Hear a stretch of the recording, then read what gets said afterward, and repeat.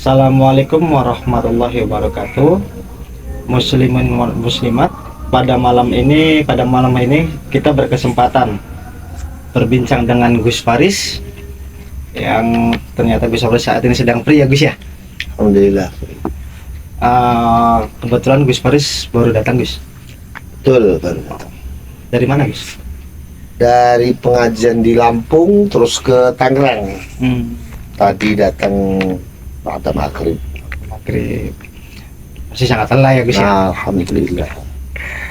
Baik Gus, langsung saja pada pertanyaannya Gus. Boleh. Tanggapannya Gus tentang KDM.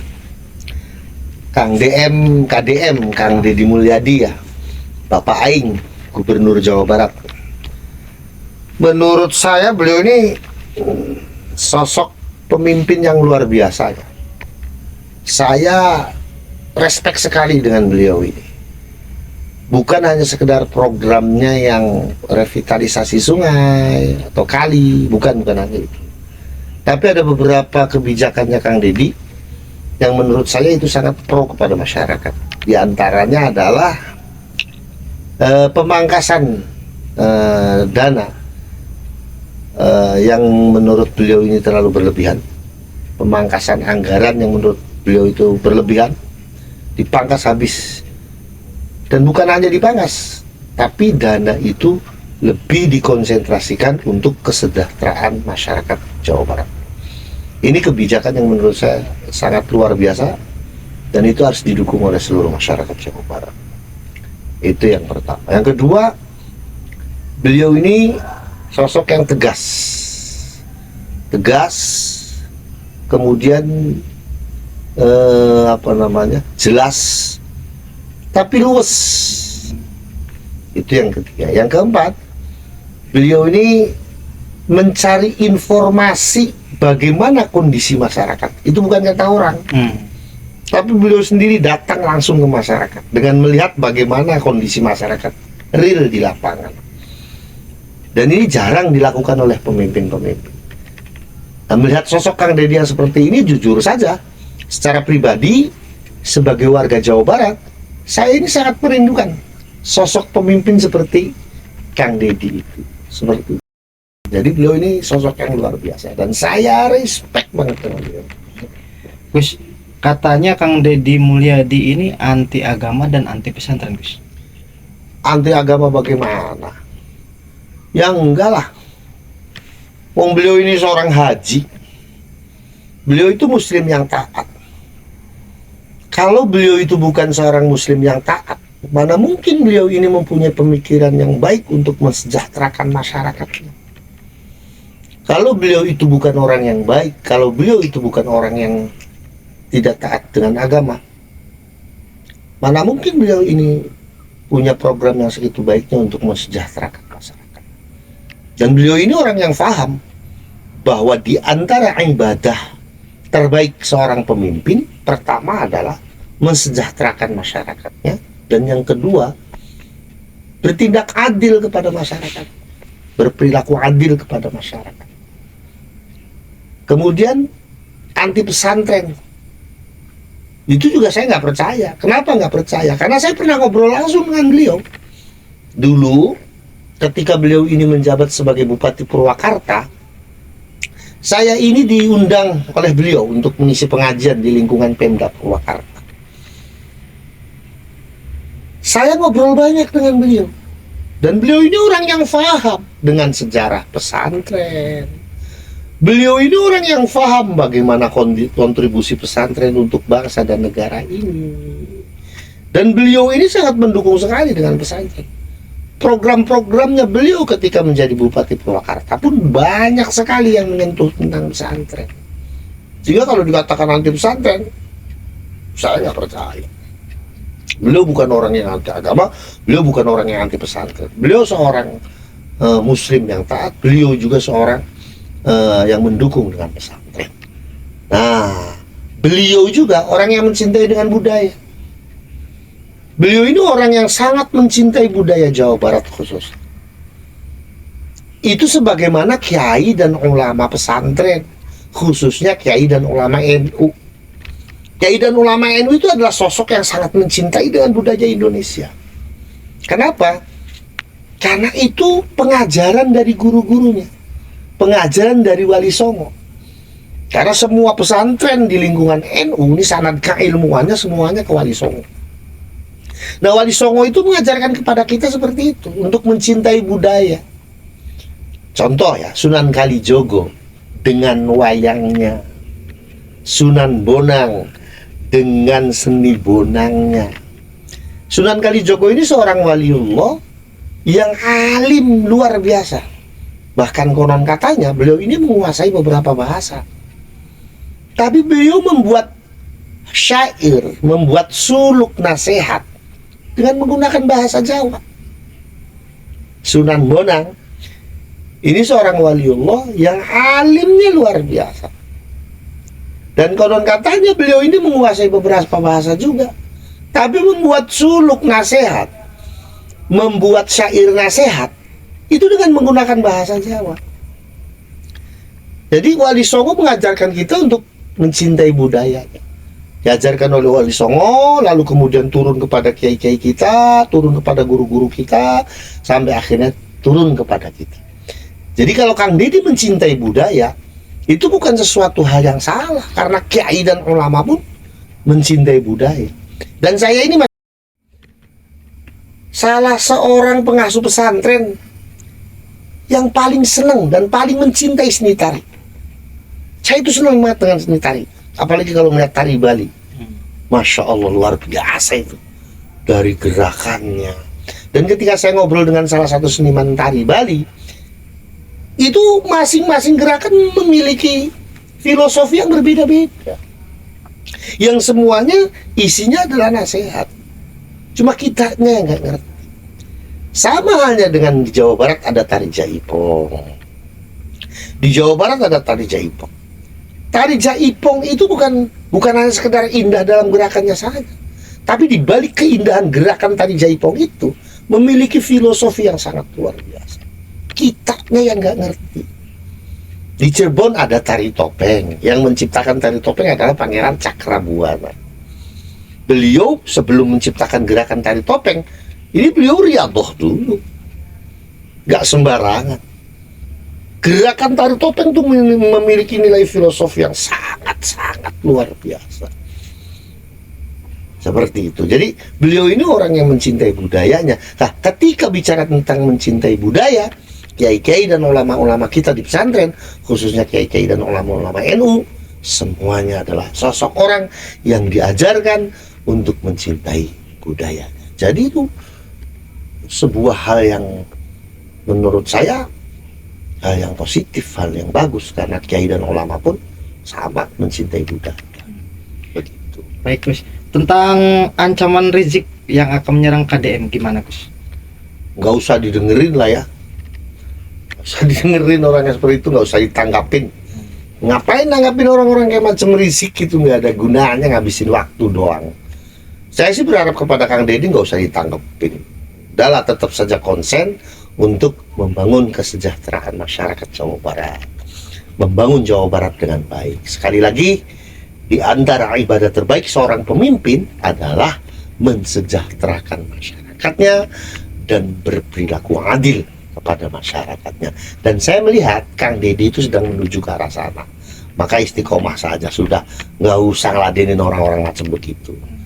Kalaupun nanti diladenin juga akan seperti itu lagi dia. Orang memang sukanya kan bikin ribut, sukanya kan begitu.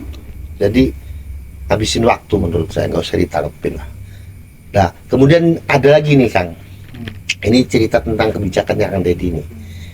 Ada kebijakannya Kang Deddy yang itu saya merasakannya sebagai pengasuh pesantren, yaitu kebijakannya Kang Deddy yang menstop sekolah untuk mengadakan acara-acara seremonial seperti study tour gitu. Itu saya merasakan bukan? Di pondok saya ini 5 tahun ke belakang itu program ziarah Wali Songo itu menjadi program tahunan. Lalu kemudian saya stop. Saya stop ini bukan berarti kita tidak menghormati Wali Songo, tidak. saya stop ini kenapa? Karena berdasarkan keberatan dari wali santri tentang biaya. Karena sekali perjalanan wali songo minimal orang tua santri itu harus menyediakan uang 2 juta loh Mas Rahmat. Untuk iuran bus, untuk makan dan sebagainya. 2 juta kalau saya total. Sementara kondisi orang tua santri di sini tidak semuanya mampu.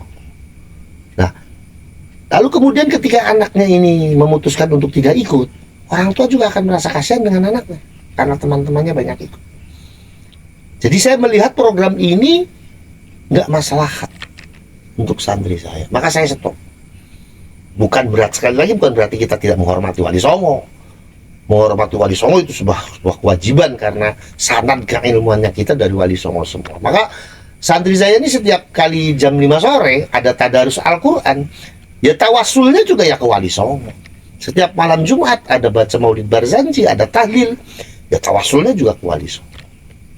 Tapi untuk hadir berziarah ke tempatnya itu memang saya stop karena problematikanya adalah keberatan orang tua dalam mendanai anaknya untuk mengikuti program itu. Nah ini saya merasakan itu. Maka ketika Kang Deddy itu mengeluarkan kebijakan seperti itu, saya sangat mendukung sekali. Kenapa? Karena saya merasakan bagaimana orang tua santri ini dengan begitu sedihnya mengatakan bahwa anaknya tidak bisa ikut karena memang tidak ada dananya, karena memang orang tuanya tidak punya uang dan sebagainya. Itu saya sangat merasa. Maka saya sangat mendukung sekali dalam program itu. Nah itu programnya sebetulnya kan bukan program yang besar gitu kan, tapi itu dampaknya sangat luar biasa. Sekarang ini orang tua ketika menyekolahkan anaknya tidak punya pikiran, tidak terbebani pikiran untuk acara-acara seperti itu. Baik, pertanyaan berikutnya nih Gus. Boleh. Tentang Habib yang rameh-rameh merayakan 17 Agustus nih Gus. Yang kemarin itu ya, 11 Agustus itu. Ya kalau saya sih nggak percaya ya. Itu kamuflase itu. Itu kamuflase. Kenapa saya katakan kamuflase? Karena Habib ini, kalau menurut saya, mereka ini nggak ada yang mencintai Indonesia. Buktinya apa? Buktinya dalam kesehariannya, dalam pengajiannya, dalam forum-forum. Dia ini lebih memuji Tarim daripada Indonesia. Bahkan Tarim itu diunggul-unggulkan sampai melabrak apa yang ada di dalam Al-Quran. Dengan mengatakan Tarim lebih mulia daripada Mekah. Umroh cukup ke Tarim, gak usah ke Mekah. Ini kan keterlaluannya. Jadi mereka ini gak mencintai Indonesia kalau menurut saya. Dia itu lebih mencintai Tarim daripada Indonesia. Lah, lalu kemarin pada memperingati 17 Agustus, ya lucu menurut saya, itu kamuflase. Masyarakat jangan mudah terpedaya dengan hal-hal seperti itu.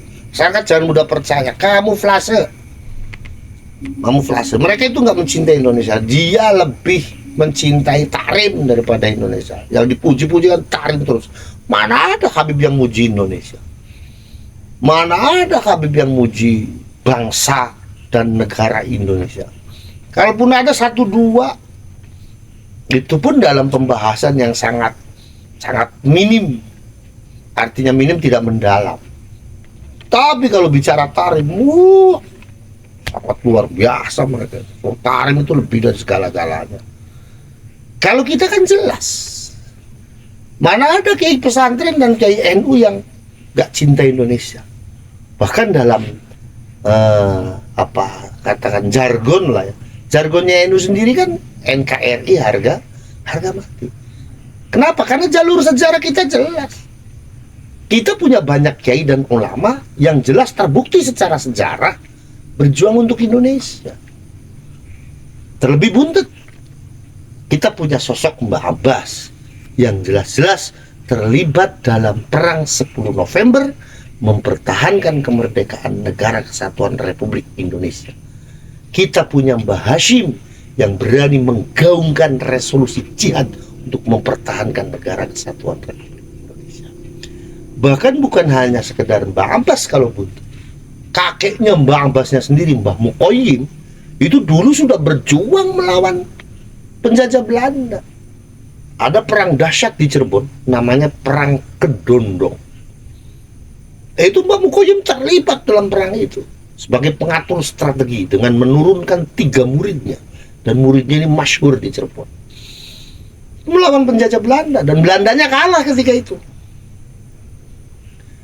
Jadi kalau kita orang pesantren, kita orang NU, jalur sejarahnya jelas. Kalau mereka kan nggak jelas. Malah kesehariannya dia lebih memuji Tarim daripada Indonesia. Dia lebih mengunggulkan Tarim daripada Indonesia. Padahal kan dia hidup di Indonesia. Yang dia makan padi Indonesia apa padi Yaman? Yang dimakan Habib di sini padi Indonesia. Yang diminum sama mereka air mana? Air Yaman apa air Indonesia? Air Indonesia.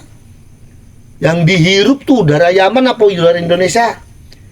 Udara Indonesia. Dia bisa hidup mendapatkan penghormatan di Indonesia. Kalau dia hidup di Yaman, gak akan mungkin bisa kayak hidup di Indonesia. Yaman tuh negara miskin kok. Yaman itu negara miskin. Dia nggak akan mungkin bisa sesejahtera seperti hidup di Indonesia. Harusnya kan mensyukuri itu dan cintai Indonesia. Nggak ada kan Habib yang memuji-muji Indonesia, nggak ada. Dia lebih memuji Tarim daripada Indonesia. Lalu kemarin 17 Agustus rame-rame pada pakai ikat bendera merah putih dan sebagainya. Bohong, kamuflase. Saya sih nggak percaya, dan saya harap kepada masyarakat untuk jangan mudah percaya sama mereka.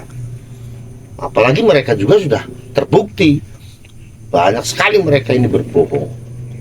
Ya mungkin dalam hal ini juga mereka berbohong. Jadi hati-hati masyarakat, jangan terperdaya. Itu. Baik Gus. Untuk ini terakhir, pertanyaan terakhir nih Gus. Siap. Tanggapannya dari demo kemarin nih Gus, seperti apa Gus? Demo kemarin itu ya di gedung DPR itu ya. Ya kalau saya melihat itu adalah puncak kemarahan dari masyarakat. Puncak kemarahan dari masyarakat atas sikap DPR RI.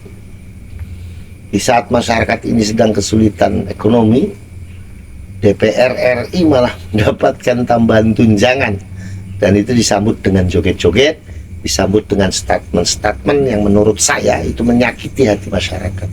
Karena ada anggota DPR yang berstatement, kalau orang yang mengusulkan DPR bubar, tolol, goblok gitu.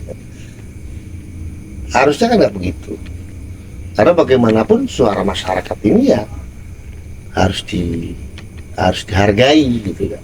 Bisa kan dengan redaksi yang lebih halus, tidak dengan redaksi yang kasar seperti itu.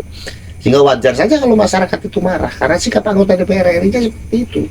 Ya saya juga sebagai masyarakat ya pengennya ya marah. Namun demikian, saya berharap mudah-mudahan masalah ini cepat selesai. Pak Presiden sudah bersikap, artinya negara sudah hadir dalam masalah ini. Ya mudah-mudahan bisa segera selesai dan bisa maslahat untuk semuanya, bisa menghadirkan kebaikan untuk semuanya, menghadirkan kemaslahat untuk semuanya. Nah saya pernah ditanya juga tanggapan saya tentang itu, ojol yang dilindes mobil Brimob itu ya. Ya kalau menurut saya ya memang harus diusut. Oknumnya harus diusut. Apapun alasan. Karena menurut saya itu bukan hanya sekedar sebuah kesalahan, atau itu bukan hanya kejam, itu sudah brutal itu. Sementara rantis yang digunakan Brimob itu bobotnya, tonasenya itu kalau nggak salah 5 ton atau 4 ton itu. Melindes manusia. Itu yang brutal menurut saya. Maka di sini harus diusut secara hukum dan tegakkan hukum sesuai dengan hukum yang berlaku. Polri harus bertindak, harus disikapi sesuai dengan aturan Polri. Biar nanti ke depan tidak akan terjadi seperti itu. Seperti itu. Baik. Terima kasih Gus atas waktunya. Sami-sami. Baik. Terima kasih atas waktunya pada malam hari ini Gus. Assalamualaikum warahmatullahi wabarakatuh.